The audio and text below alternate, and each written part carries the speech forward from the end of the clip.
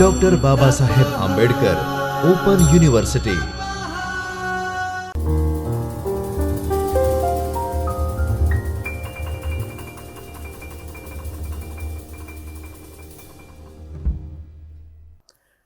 Good afternoon, dear students. I, Dr. Chintan Waghela, working as an assistant professor of English subject at Dr. Babasaheb Ambedkar Open University, welcoming you all. Dear students, greetings of the day. Before we begin the session, I just want to introduce that today's session is the students for the third year students. Subject, the study of poetry, ENGM-308. Today's topic is study of poetry by Matthew Arnold. So dear students, our today's components for the presentation that you can see on the screen about Matthew Arnold. So we will discuss something about that, who is Matthew Arnold and his contribution, what he has done in the English literature. Second component is all about the background, about the poem and the Matthew Arnold. And third one is explanation of the study of the poet. So in third point, we will discuss something about the study of poetry, how it has been framed and structured by the Matthew Arnold. Let's start this session. So very first slide, it is all about the Matthew Arnold. I think it is very necessary to know that what the Matthew Arnold. Matthew Arnold was a pioneering figure in literary criticism, whose influence extended beyond poetry to religion, education and social issues. And he born into a distinguished English intellectual family. Arnold inherited a strong tradition of scholarship and cultural engagement. He studied at Balliol College, Oxford, where he developed a deep appreciation for classical and contemporary literature. His career began in an unconventional yet impactful way as a school inspector, a role that required him to travel extensively across England by railway. This experience exposed him to diverse social conditions, shaping his views on education and cultural reform. Arnold broke a new ground as a literary scholar, becoming the first Oxford professor of poetry to deliver lectures in English instead of a Latin language, making literary criticism more accessible to a broader audience. His works reflected a modern and intellectual approach, blending deep philosophical insights with poetical elegance. His poetry, known for its introspective themes and melancholy beauty, left a lasting mark on English literature. One of his most celebrated critical essays, called The Study of Poetry, was included in the English Poets Anthology.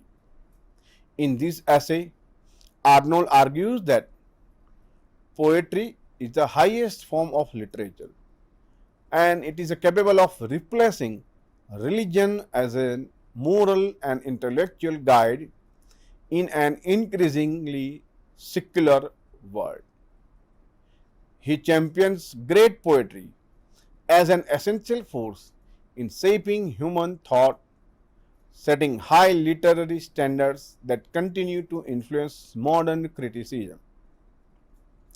Through his work, Arnold established himself as a visionary critic, poet, and thinker, whose ideas remain relevant in discussions of culture, education, and literary excellence today.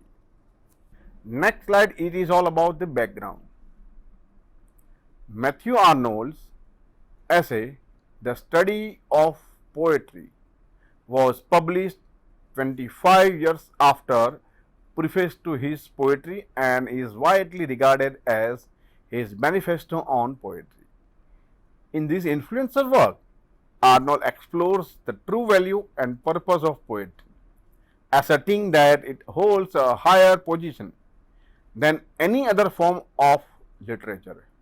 He argues that poetry should not only provide aesthetic pleasure but also serve as a source of profound truth, moral insight, and intellectual refinement.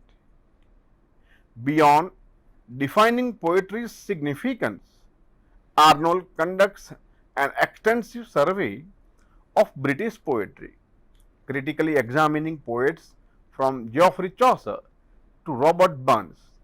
He evaluates their contributions to their literary tradition, distinguishing between great poetry, which possesses timeless depth and truth, and also laser works, which may entertain but lack enduring value. Through this analysis, Arnold establishes high literary standards, urging readers and critics to judge poetry with a sense of seriousness and intellectual rigor.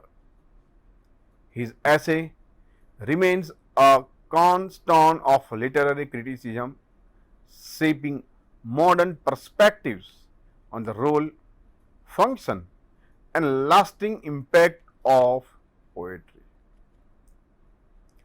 Next slide is all about that explanation of the study of poetry. Dear students, in upcoming slides, we will discuss something about the main point, the study of poetry. We will know that what is the exact elements that Matthew Arnold has described in his work. So, explanation of the study of poetry. In this slide, Matthew Arnold critiques both criticism and poetry, emphasize poetry as an art form that reflects reality. He argues that poetry will eventually surpass philosophy, religion, and science in shaping human understanding, challenging Plato's notion that poetry is merely a critique of life. Arnold highlights its deeper significance.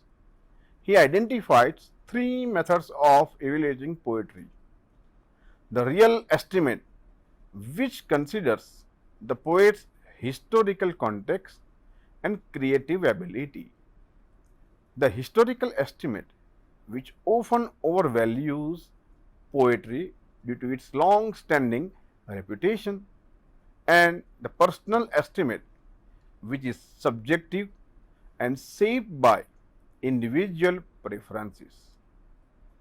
Arnold argues that historical and personal evaluations frequently overshadow real evaluation, leading to misjudgment, as both often contain errors and bias. Next slide is also connected with the same topic, that explanation of the poetry. So, dear students, in this slide, Matthew Arnold argues that historical and personal estimations of poetry are often overlooked in literary studies, leading to flaws being ignored due to a poet's historical significance. He emphasized that poetry should provide genuine enjoyment while allowing readers to compare it with other high caliber works. To determine poetry's truth worth, he encourages a critical reading of classics rather than relying solely on reputation. Arnold also explores the concept of imitation, suggesting that what one reads can subconsciously or consciously reflect the influence of classical works. While critics strive for an unbiased real estimate, he notes that the study of ancient poets is shaped by historical estimation, whereas the study of modern poets is influenced by personal biases. In third slide, we are moving for the depth of the work written by the Matthew Arnold. Southern French poetry had a profound influence on Italian literature, shaping its themes, forms, and lyrical beauty. At the same time, Northern French poetry dominated the literary landscape of Europe in the 12th and the 13th centuries, becoming a major force in shaping the poetic traditions of the time. This poetic tradition was introduced to England by the Anglo-Normans, who played a very crucial role in influencing the evolution of English poetry. Their contributions helped blend French literary elements with the emerging English poetic style, leading to the development of rich storytelling traditions in medieval England. One of the most celebrated forms of poetry during this era was French Romance poetry, which captivated audience across Europe with its tales of chivalry, courteous love, and heroic adventures. These romances, often centered around knights, noble quests, and grand emotions, became immensely popular and shaped the literary imagination of the time. However, despite their popularity, not all critics viewed them favorably. Matthew Arnold, a well-respected literary critic, was particularly critical of French Roman poetry. He also argued that it lacked the depth, seriousness, and intellectual rigor found in classic poetry. According to the Arnold, true poetry should reflect profound truths, convey serious themes, and maintain a high standard of refined diction.